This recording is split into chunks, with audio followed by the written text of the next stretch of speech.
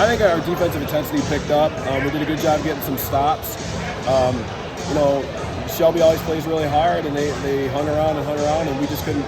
Every time we would look like we'd get something going, we'd turn the ball over, they'd get a stop, and we just couldn't seem to get over that hump. Let's talk about the way you guys were able to hit free throws there at the end of the game. You know, they kept clawing back, but you guys kept that kind of within that and big 8 shots to 10 range. too, not just free throws, but big shots. Right. We coming out of the end of the new year, we've struggled for whatever reason. That the first 3 games we played, we shot free throws. I think we were shooting 76 or 78%. And then our next 2 games, we were shooting in the 40s. So we've been putting a little extra time into that. Kids have been staying after and shooting extra, and I think it showed up tonight. We've been talking about how important free throws are, and it showed.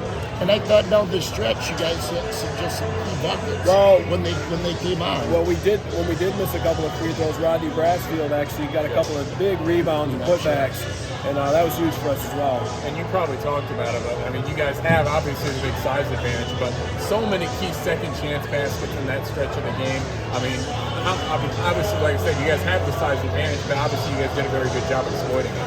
Well, you know, I'll be honest with you, we've been pretty hard on our post play this year because we don't feel like we're getting all the effort we can out of these guys. And Rodney Brassfield has really brought some rebounding energy, which has really sparked Isaiah Atchison and Paul Olson and Braden Johnston. And now they're all just really battling, and they're starting to understand, you know, how important those rebounds are. And I think them fighting hard in practice is carrying over into the games now. I thought Atchison was a real disruptor defensively today. Yeah, I thought he made a huge difference. I didn't see the number of blocks, but even the change shots, like when they would get into the paint, when we'd have a defensive breakdown, and he was there, he altered their shots and this, and then Rodney and a couple of the other guys cleaned up the rebound. So that's what he can do, and I still think there's more in the tank there. He can get a lot more out of them, but he's getting better every game. I know it's just a sophomore. Yes. I know it's very early, but Shelby was unbeaten in the league. You guys had 2 losses. How big was it to get this one and kind of reset yourselves in the league race?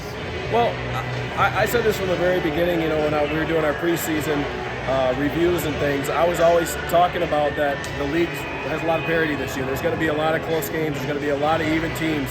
You know, we went to overtime with North Muskegon, and that was a close game. And I heard Oak Ridge and Whitehall had a close game tonight in overtime. And so it's obviously important because one of our goals is to win the conference.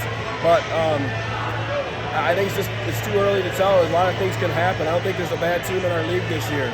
So talk about the way you guys were able to overcome that. I forgot whether it was 7-0 or 9-0 start by Shelby, and just be able to battle back and really outplay them the rest of the game. Yeah, Mike, we just have not played enough games. Every time we play one game and then we have a week off and then we play something gets canceled. We really haven't got into a flow of the season. So, our guys, I think we've talked about this before. I think maybe even last game I talked to you, it's energy and effort. If they bring that effort, and I think we finally got it going and finally started really getting after it defensively, and it turned things around for us.